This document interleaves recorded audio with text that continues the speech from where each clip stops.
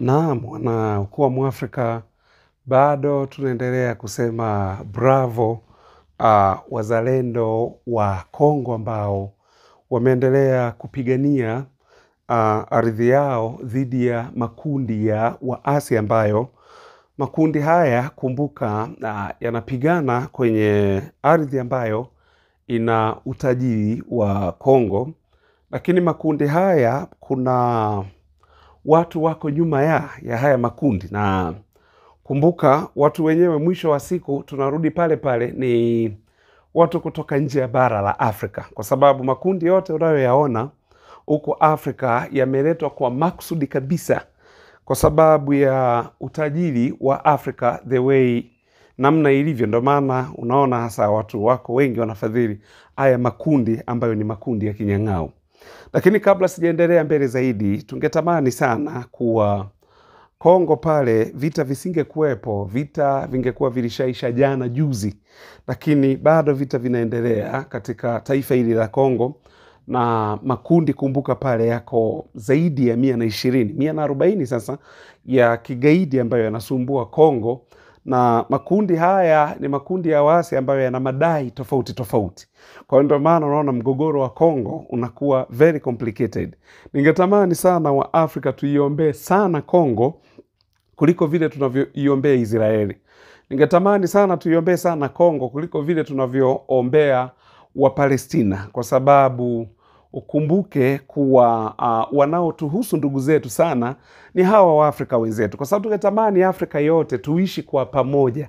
Yani tuondoe ule ukabila, tuondoe ile kusema kuwa huyu sio wa nchi hii, huyu ni wa nchi. Tungetamani tuishi kwa pamoja, kwa sababu ndizo zilikuwa ndoto za wazee wetu, wakina mzee Nyerere kipindi kile, wakina Kwame Osagevu Nkrumah, wakina David Dacko yule wa Afrika ya Kati. Ndizo zilikuwa ndoto zao, wakina Haile Selassie, kuwa Afrika iungane iwe kitu kimoja, alafu katika muungano huu basi tuende pamoja. Lakini kwa vita hivi vinavyoendelea ndani ya Afrika ambavyo wazungu kule wanaviita ni civil war, yani kwao yakitokea wanapopigana wao kule inakuwa ni vita vya dunia, lakini vikitokea Afrika, yanayotokea Afrika huku wanaita ni vita vya wenyewe kwa wenyewe. Lakini ningetamani sana tungeendelea kuiombea sana Kongo kuliko the way tunavyoombea watu wengine, kwa sababu najua mtu unayempenda utamuombea, na mtu unayemuombea lazima utampenda. Ndio maana tumejikuta wa Afrika tuna mapenzi sana na Wayahudi, tumejikuta tuna mapenzi sana na Waarabu kwa sababu ya dini, na kwa sababu tumeambiwa tuwaombee. Mfano, tumeambiwa tuwaombee Israeli, taifa teule la Mungu.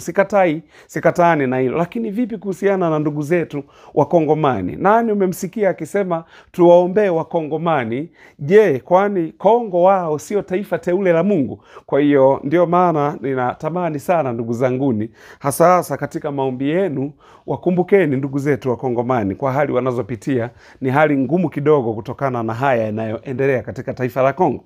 Lakini maombi haya ndio yamesaidia sasa wazalendo hawa wa Kongo kusimama imara, kwa sababu hata wao wenyewe wanakiri kabisa kuwa ni maombi na ni Mungu ndio anayetusaidia chini ya mtaalam General William Yakutumba. Kwa hiyo William Amuri Yakutumba. Kwa hiyo mfano kama muda sio mrefu sana wameingia eneo la Kamanyola wazalendo katika kukomboa huo mji, kwa sababu huu ni mji na wenyewe huko Kamanyola ambapo waasi walikuwa wameingia hapa, au adui walikuwa wameingia hapa. Na ili eneo ili la Kamanyola, kamanda anayesimamia anaitwa Kamama, ambaye sasa vijana wake ni vijana wazalendo kabisa, wanavaa nguo za kiraia kabisa, nguo za kizalendo. Alafu ungeshangaa hawana bunduki, hawana nini, lakini wanapigana. Na ndio maana unakuta bunduki nyingi wanazipokonya kutoka kwa waasi. Sasa sisi kwa nini tunaripoti habari hii? Kwa sababu ya taarifa zimekuwa ni chache, hasa kuhusu wazalendo. Taarifa nyingi zimekuwa ni M23 wanapokuwa wamechukua mji au wamechukua kijiji, hapo nakuta tayari taarifa zinatangazwa mpaka na vyombo vikubwa vya habari duniani. Sasa mpaka unajiuliza, yani hivi vyombo vikubwa vina interest gani na mgogoro unaoendelea katika taifa hili la Kongo? Kwa ndio maana unabaki unashangaa hapo. Kwa hiyo ndio maana inabidi tuwape update kila kunapoitwa leo kwa kile kinachoendelea katika taifa la Kongo. Kwa tayari wazalendo hawa wameshaingia kwenye mji wa Kamanyola kuwafurumusha hawa waasi wa M23. Na waasi wa M23 wanatoka maeneo mbalimbali. Na taarifa zingine nitakuja kukupa hapa nikwambie ushangae wanakotokea. Achana na ile tunayojua wengi kwa si wametokea nchi gani. No, kuna maeneo mbalimbali kwa sababu kumbuka waasi hawa wao wanalipa mtu yeyote ambaye yuko tayari kwenda kupigana kwa ajili ya yani kupigania upande wao. Kwa hiyo wanatengeneza jeshi ambalo wanaweza wakalinunua au wakachukua raia kutoka nchi yoyote wakaendelea kupambana pale. Ndio maana nakuambia hii migogoro, je, nani yuko nyuma ya? Mwisho wa siku sisi ni Waafrika, sisi tunatakiwa tuungane, tuwe kitu kimoja, tuache kupigana, tuache kuuana kwa sababu sisi ni Waafrika wa damu moja. Lakini je, mnufaika wa hii migogoro anakuwa ni nani? Haya ndio maswali ambayo watu tuwafaa kujiuliza na tuwapasa kujiuliza. Kwa hiyo ndio maana tunawaombea ndugu zetu wazalendo ambao wanapambana, lakini pia bado tunamuombea General William Amuri Yakutumba kwa sababu ya kazi ambayo anaifanya. Ile ni kazi ya kitume, ile ni kazi ya ukombozi, yule ni mkombozi yule. Nafikiri wasomaji wa Biblia wanajua watu walikuwa wanaitwaga waamuzi ndani ya Biblia. Kwa yule ni muamuzi ambaye sasa anaamua kesi za Wakongomani kwa sababu ya makundi haya ya waasi, hususan Kongo Mashariki, maana ndiko nako kuongelea huko Kongo Mashariki. Lakini hatujajua mpango uliokuwepo, tutafuatilia mpango uliokuwepo kwa sababu kulikuwa na Constantine Mutamba, huyu waziri wa sheria na katiba ndani ya taifa la Kongo, ni kuwa alienda Mali kuonana na mtaalamu Assimi Goita kwa ajili ya kumpa msaada wa kuja kupambana na makundi ya waasi huko. Sasa taarifa hiyo tutaifuatilia, alafu tutawapa report the way namna ilivyo, kwa sababu kumbuka Mali, Burkina Faso, Niger ni watu ambao sasa wamekuwa na uzoefu wa kupambana na haya makundi ya waasi yanayosumbua hayo mataifa. Kwa hiyo na hii Constantine Mutamba naye alienda huko kwa ajili ya kuonana na Assimi Goita, lakini tutaifuatilia na kuendelea kuileta hapa. Okay, kuna watu wengine wametoa maoni yao kuwa hawa wazalendo wanapewa silaha kwenda kupambana na waasi, mwisho wa siku hawa ndio watageuka wawe magaidi. Mimi ninakataa, kwa sababu Wachina walipokuwa wanapambania ardhi yao hawakugeuka kuwa magaidi. No, hapana. Kumbuka hawa Warusi wanapopambania ardhi yao hawajageuka kuwa magaidi. No, hapana. Wayahudi wanapopambania ardhi yao hawajageuka kuwa magaidi. Hapana. Wapalestina wanapopambania ardhi yao hawajageuka kuwa magaidi, ingawa upande mwingine unaweza kuwatambua kama magaidi. Hapana, kwa sababu mtu anapopigania ardhi yake dhidi ya uvamizi wa waasi wanaoleta taharuki na kusababisha machafuko na kusababisha pale kusiwe na amani, alafu mzalendo ainuke apambane, nyinyi mseme kuwa eti hawa watageuka wawe magaidi, si kweli. Kwa wanyamaze wapambane kwa sababu ya kuogopa watu watasema hawa watageuka kuwa magaidi. Hapana, kwa sababu wale Kongo ni ya kwao na ni raia wema, wanataka waishi kwa amani, waishi kama serikali zingine zinavyoishi. Ndugu zangu, yani unajua ni rahisi sana kucomment kwa sababu haujaingia kwenye uwanja wa vita, kwa sababu haujaingia, hujaona adha ambayo Wakongomani wanakumbana nayo miaka na miaka, kwa sababu ugaidi haujaanza leo kuitesa Kongo. Kumbuka makundi ya waasi hayajaanza leo kuitesa Kongo, sio leo hii.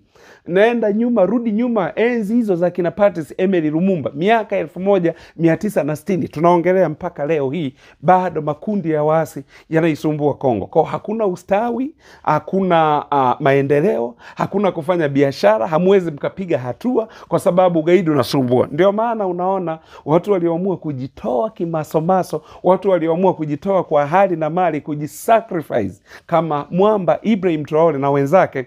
Ndio maana unaona anapambana kweli kweli na ugaidi, kwa sababu uwezi ukapiga hatua wakati ugaidi upo. Haya, nilikuwa nakuambieni hapa kuhusiana na the way huku ambako maeneo ambayo sasa hawa M23 wameyashika, na baada ya kuyashika basi wameweka viongozi wao. Ambiwa kule watu wanauawa, wengine unakutana na maiti mtoni, unakutana na maiti mashambani, watu wakienda, maiti zingine kwenye kambi za kijeshi za hawa M23. Halafu ukitaka ni mpendwa wako amekufa, ukitaka kwenda kumchukua unalipishwa pesa, lazima ulipe pesa. Yani Alafu ni CFA franki 40,000. Yaani lazima ulipe pesa. Kumbuka ni wamemuua wao, alafu wewe kwenda kumchukua ndugu yako uende ukamhifadhi, unatakiwa uwalipe wauaji ili wakupe mwili uende. Kama hivyo ndivyo wanavyofanya, manake hii ni biashara. Ndio maana unaona kuua kwao limekuwa ni jambo la kawaida, kwa sababu wanaua, wanajua kabisa huyu atakuja kuchukuliwa na ndugu zake, tutapata pesa. Haya ndiyo mambo ambayo ndugu zetu wa Kongomani wanapambana nayo kuhakikisha kuwa ugaidi umeisha ndani ya Kongo. Lakini sio wa Kongomani tu, hata Afrika nzima hii. Ndio maana umeona kumekuwa na the way ambavyo majeshi haya ya SADC, majeshi yameingia pale kwa ajili ya kuleta utulivu pale, lakini jambo ambalo kidogo limekuwa na ugumu kidogo. Kwa hiyo ndugu zanguni, mimi wito wangu tuendelee kuwaombea ndugu zetu wa Kongomani kwa sababu ya vita inavyowasumbua pale, na ndugu zetu wamekuwa wakimbizi ndani ya ardhi yao kwa muda mrefu sana. Lakini sasa hebu tufike mahali tuseme this is enough. Tufike mahali tuseme sasa hii inatosha.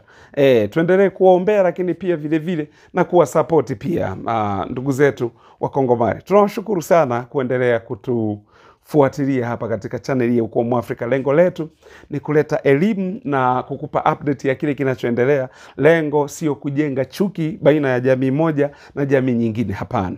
Tunawashukuruni sana, asanteni sana.